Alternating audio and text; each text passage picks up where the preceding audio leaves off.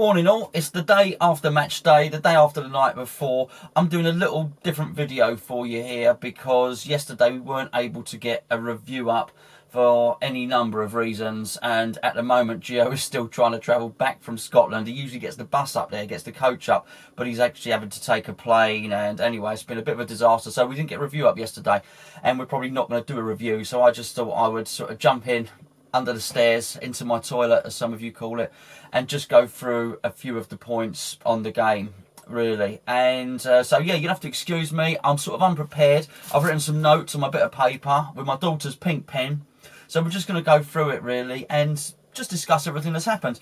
So first of all, yesterday, the starting lineup, we'll start with that. The first thing, which was no Andy Carroll. Now, there have been rumours throughout the week that he was carrying an injury, carrying a knock. And of course we had Kiate at right back. Those were the two things that stood out for me. I think I saw Faguli was in the starting lineup, and to be perfectly honest with you, I was a bit dubious about that, but I think I got it really wrong because Faguli played a blind yesterday. He was excellent. I'm really pleased we didn't sell him to Roma. But on the no Carroll issue and the Kiate at right back, before the game had even kicked off, I was sort of thinking to myself, you know, these are just issues that have still not been addressed yet. Big issues, which are striker and right back. And we're going back to the last transfer window now. And when I say the last transfer window, I mean the summer one, the big one. And everybody knew they were the two positions that we had to deal with. And it just seems like as the summer transfer window closed, somebody at the club or collectively, we understand that Mr. Sullivan, Tony Henry and Slaven all sit together and decide on these things. Somebody within that group decided that we'd go with Antonio. He went up there in the Chelsea game, didn't he? Got hauled off that first game of the season, and then he was sort of persevered with for a little while. And we saw Nordvik going in there and all that, and in the end we just didn't buy a right back, and that was bad form. And then I think perhaps we didn't buy a striker because they thought the Zaza loan would work out, or that Caleri would be decent, or again any number of things. It just wasn't really dealt with. So then we get into the season, we see that we have got a problem at right back, and we have got a problem at striker, but Andy Carroll comes back, starts playing well, but we know he's injury prone. Sacco came back, scored a goal or two, didn't he? And again looked good, but he got injured. He's injury prone, he's always injury prone. Both these guys are, as good as they are, and I do think they're decent when they're on the pitch, but anyway, you almost get the sense that the board are lulled into a false sense of security and think, okay, we don't need to deal with that area now. Well, you know what? They did need to deal with that area. And the same with right back. We get towards the transfer window. Byram comes back, who looks like he can be a good right back. Don't get me wrong. But just with the history of it, the fact that Arbeloa is not fancied or whatever it is, you think just buy a right back. So the first thing that struck me was those two things. I thought, oh, you know, Carroll's out. Kiate's playing at right back. Who's a good player, Kiate. Very, very good player, but he's not a right back, is he? So anyway, West Brom go 1 goal up. Now, there was a foul.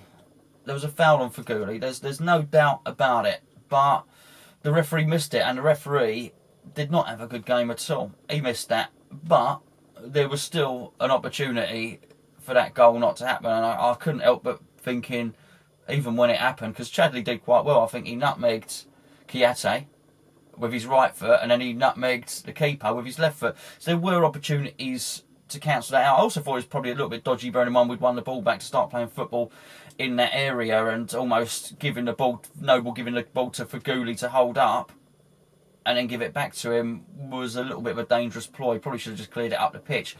But it was... He did all right. Faguli actually did it. Faguli got the ball and he did lay it off, and the guy came through him late.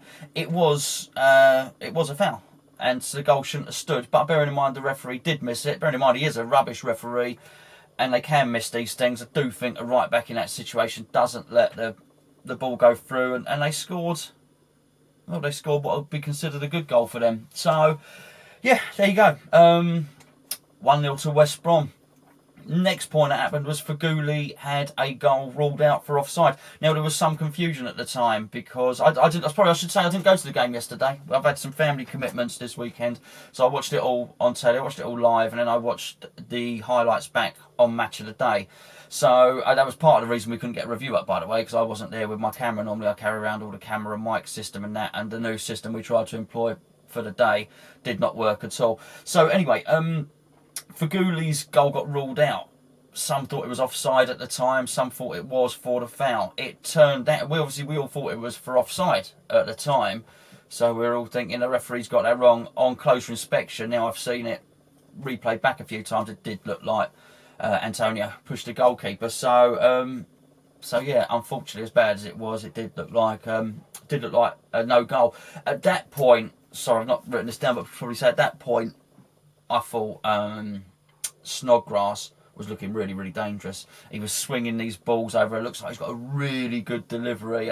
His free kick aside, the one that he actually went for goal on, when he's swinging them in for wide, that's a real dangerous player. He does look like a decent acquisition. And whilst we've lost a little bit of set play ability with Dimitri Payet going, Dimitri Payet was actually very good at striking the ball at the goal, but perhaps not so good at his corners and and that sort of thing. So I do think Snodgrass gives us that, and he put in a series of really decent balls that did look to trouble West Brom. And I thought even after going 1 goal behind, we looked like we were in the ascendancy.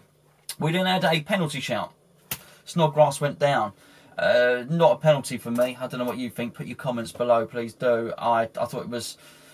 I just thought it was looking to go down. It just looked a little bit weak. And on a day when we weren't going to get anything, you weren't going to get that. Technically, did the geezer get the ball? No, but I don't know. I'm not sure it was contact enough to knock someone over. Then for us, goal I've written down. Lanzini struck an absolutely ferocious strike.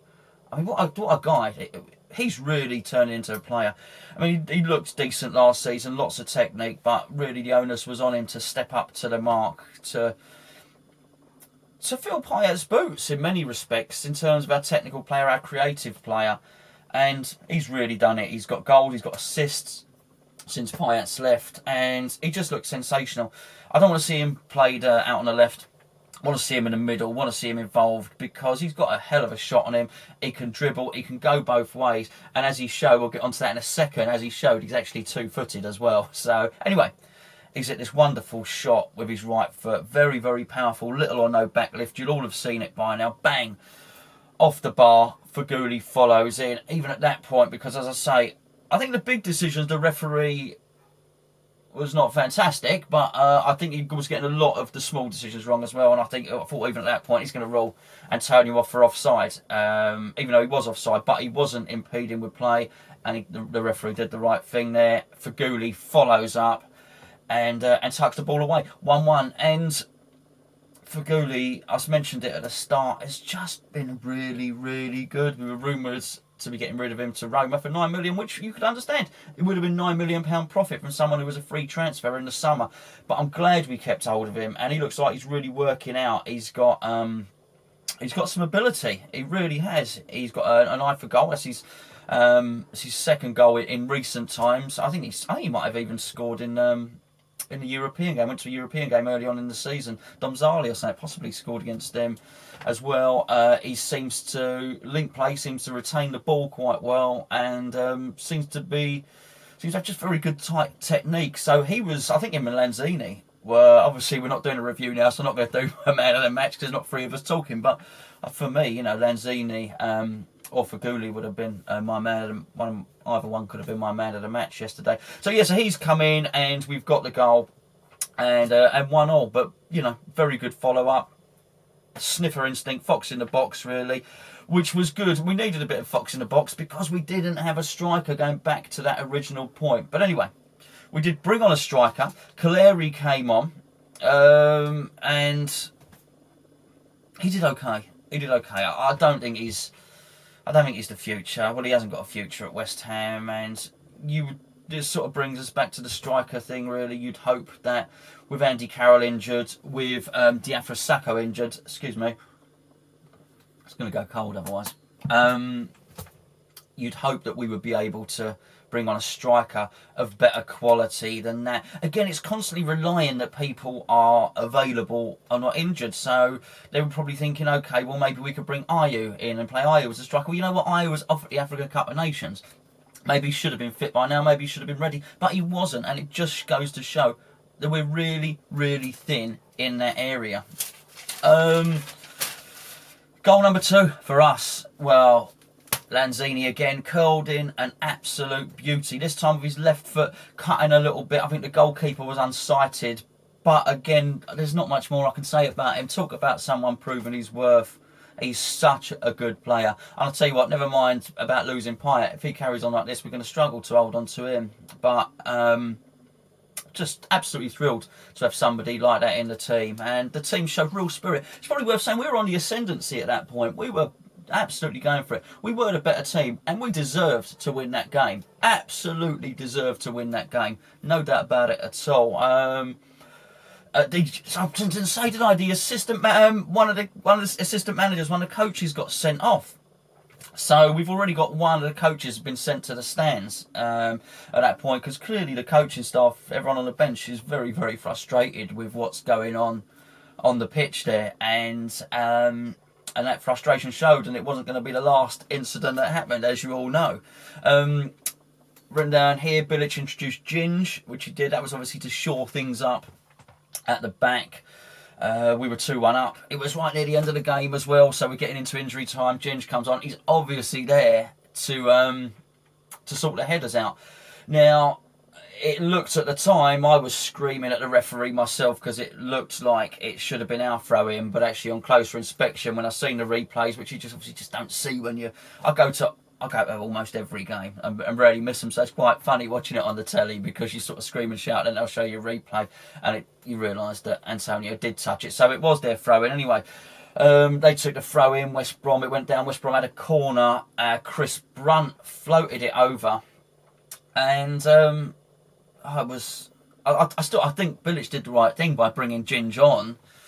But it was a catalogue of errors, really. It was pretty bad defending. In the end, Johnny Evans rose up and headed the ball in at the back post. And it's a terrible... I mean, I probably felt like a loss, really. I mean, I wasn't there at the game. But I imagine this is a stadium which sounded loud. It did sound loud on the telly yesterday. I had a couple of texts from people saying it was a decent atmosphere when West Ham were up, and it was quite loud. I mean, that just would have felt like a loss in that stadium. What a sucker punch so late in the game. Anyway, Bilic decided to take out his frustrations on some sound equipment.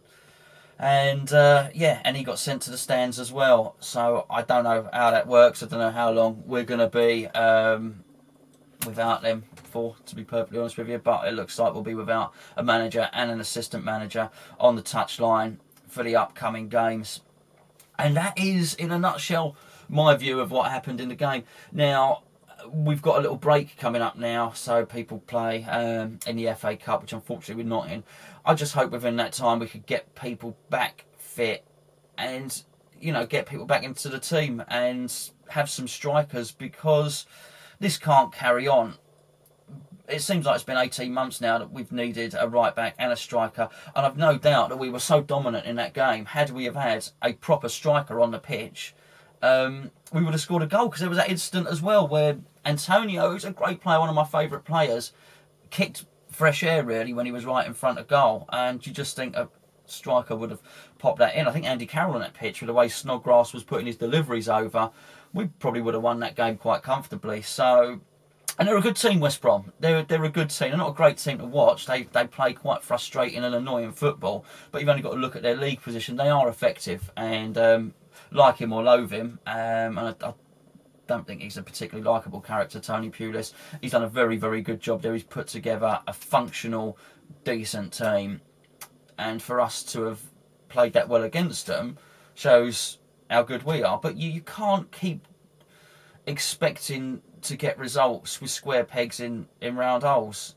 And it's been 18 months now since we've needed a right back and needed a striker, and this just can't keep happening. We need to identify them now, and we need to get them in, and we just need to get people who are top quality, because we're mid-table. And I'd have taken mid-table a month or two ago when we were looking right at the bottom. But it's that extra little thing that takes you from mid-table up to the next level up, which I just think is missing from us at the moment. And yeah, so anyway, that's it. Please do come and join us on the forum if you want to discuss some of these things. Leave your comments underneath. If you've not subscribed, press the subscribe button, which is down there somewhere. I think that will just notify you of any future videos that we do. We'll be doing a cup of tea this week. We've also got a new show coming up, which I'll be doing. That's very, very close to being done. And don't forget to join us on Twitter, hammers_chat. And until that time, I'll look forward to catching up with you in the week. Hopefully you're not too depressed with yesterday's result. And yes, finish with a come on you irons.